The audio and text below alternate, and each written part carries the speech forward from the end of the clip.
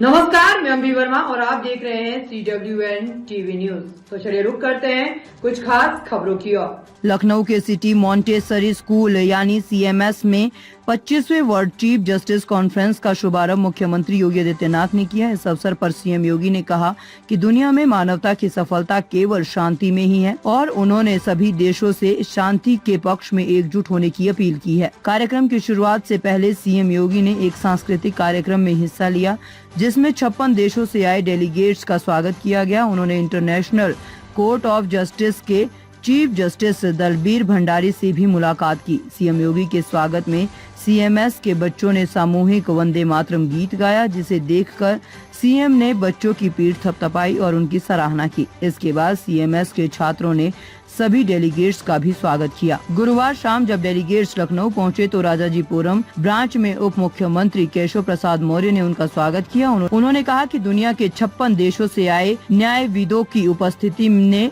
लखनऊ के गौरव को वैश्विक स्तर पर प्रकाशित किया है।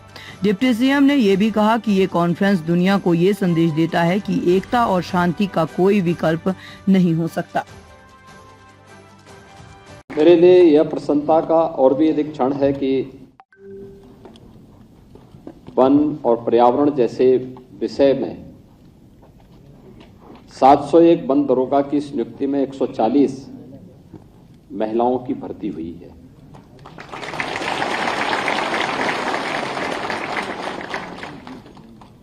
यानी ये दिखाता है कि हम लोगों ने जो एक लक्ष्य तय किया था कि 20% भर्ती महिलाओं की होनी चाहिए, लगभग उसके आसपास हम लोग इस भर्ती को उसके साथ जोड़ने में सफलता में प्राप्त हो रही है। आज का जो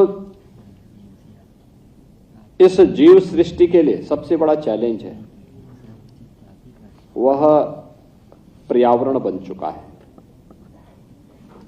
दुनिया चिंतित है, देश का भी हर वह व्यक्ति चिंतित है जो पर्यावरण के बारे में, जीव सृष्टि के बारे में, उसके उज्जवल भविष्य के बारे में थोड़ी भी सकारात्मक भाव रखता है तो वह वर्तमान के उस परिदृश्य से चिंतित है जो वर्तमान में हम सबके सामने एक चुनौती के रूप में है। ग्लोबल वार्मिंग पूरी दुनिया के लिए एक चुनौती है,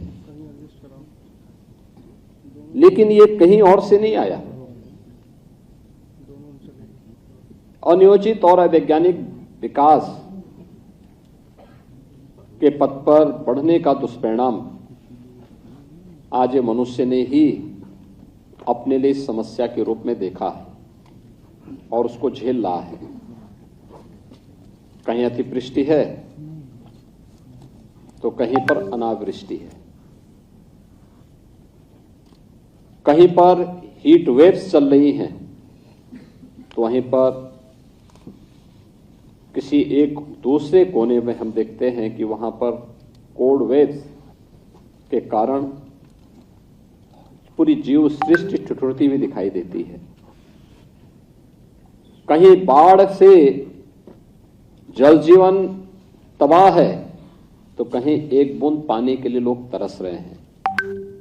ये सब विसंगतियां क्यों पैदा हुई? आखिर सृष्टि का एक रौद्र रूप प्रकृति के इस भयानक रूप के रूप में हम कैसे देख रहे हैं? और यही संकट है कि जानते हुए समझते हुए भी हम लोग प्रकृति के इस रूप को आज भी समझने का प्रयास नहीं कर पा रहे हैं।